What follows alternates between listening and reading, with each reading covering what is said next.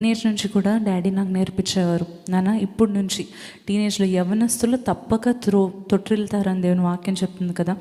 ఇప్పటి నుంచే నువ్వేం చేయాలి తెలుసా, నీ యొక్క లైఫ్ పార్ట్నర్ దేవుని చిత్తానుసారంగా ఎప్పుడు తగిన సమయమో, whenever it is the right time you will have to pray. ఎప్పుడు తగిన సమయమో ఆ సమయం కోసం ప్రభువా నువ్వు నా జీవితంలోకి ఒక if you send a man, it should be the man that I will marry and the man that you have chosen for me. నా కోసం నువ్వు సిద్ధపరిచిన వ్యక్తిని నాకు పంపించు అని చెప్పి టీనేజ్ అంటే మరీ 13 నుంచి కాదండి, 18 నుంచి సంబంధాలు రావడం స్టార్ట్ చేసిన టైం నుంచి నేను ప్రార్థన చేసుకోవడం మొదలుపెట్టిన తర్వాత యాజ్ ఐవ్ లర్న్డ్, మరి నా వరకు నేను ఏం చేశానంటే నా పర్సనల్గా నాకు కావాల్సింది ఒక దైవజన్తో నేను సేవ చేయాలి. ఇప్పటివరకు నేను సేవ చేశాను, ఆగిపోకూడదు, సేవ చేయాలి, కనుక సేవకుడిని పంపించు ప్రభు అని అడుగుతూ వచ్చాను. అయితే దేవుని చిత్తం అని ఎలా తెలుసుకున్నానో ఫస్ట్ ఫ్యూ డేస్లోనే మనం చెప్పాం కదండి, how did you know that I was the perfect partner అనే విషయం మరి తెలియజేస్తూ వచ్చాము. అయితే మీరు ప్రార్థన చేసుకునేటప్పుడు తప్పకుండా Lord send me your will. ప్రభు మొహం ఇలా ఉండాలి, ఇంత ఎత్తు ఉండాలి, ఇంత సన్నగా ఉండాలి, ఇంత లావుగా ఉండాలి, తెల్లగా ఉండాలి, లేకపోతే నాకున్న మ్యాచ్ అయ్యే కలర్ ఉండాలి, లేకపోతే ఈ చదువుకోవాలి, ఇవన్నీ కాదండి.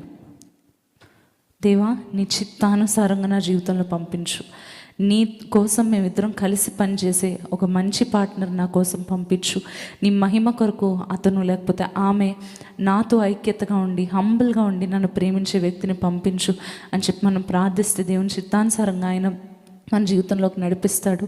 అండ్ వాళ్ళు మీ దగ్గరకు వచ్చినప్పుడు అది సంబంధమైన ప్రపోజల్ అయినా మీ దగ్గరకు వచ్చినప్పుడు what you have to consider is వాళ్ళ మొహాన్నో వాళ్ళకి ఏ ఆస్తుందో ఇవన్నీ కాదండి, వారు దేవునిలో ఉన్నారో లేదో.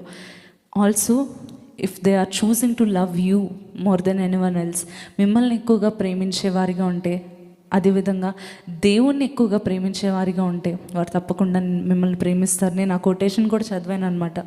If he loves God more than anything he love you more than anyone else. అదే నిజంగా అంకిత్ గారిలో నేను చూశాను, he loves God more than anything. అందుకని ఈరోజు ఎవరికన్నా ఎక్కువగా నేను నా పట్ల ప్రేమ చూపిస్తూ మేమిద్దరం కలిసి దేవుని పనిలో పని చేయడానికి తనకి నన్ను సహకారిగా దేవుడిచ్చి ఈ విధంగా దేవుడు వాడుకుంటున్నాడు. మరి మీరు ప్రార్థన చేసుకున్నప్పుడు సెలెక్ట్ చేసుకున్నప్పుడు know them by their fruits, you will know them by their fruits. వారి ఫలమును బట్టి మీరు వాళ్ళని తెలుసుకుంటారని దైవజనులు చెప్పినట్టుగానే I totally agree with that. ప్రార్థించుకోండి, చక్కగా భక్తి కలిగిన ఒక ఫ్యామిలీని చూస్ చేసుకోండి. వారిలో ఉన్న లోపాలు ఏంటో when we speak to other people we will get to know also.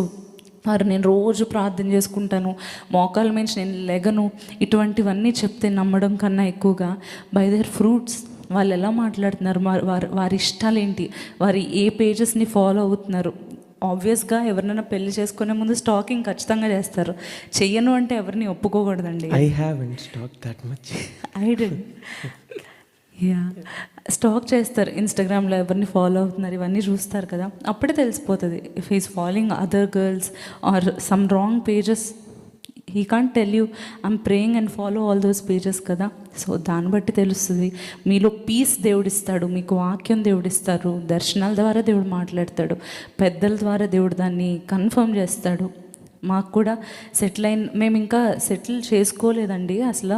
ఇంకా తెలియకముందే చాలామంది దైవజనులు కాల్ చేసి అంకిత్కి శ్రేష్ఠకి పెళ్లి చేస్తే బాగుంటుంది, దేవుడు మమ్మల్ని నడిపిస్తున్నాడు, దేవుడు మాతో మాట్లాడుతున్నాడు, ప్రేరేపిస్తున్నాడు అని చెప్పినప్పుడు I still use to think, కానీ ఎప్పుడు ఎంత క్విక్గా జరిగిందో, God allowed everything in his own time and he brought it to perfection. Yeah, praise God for that.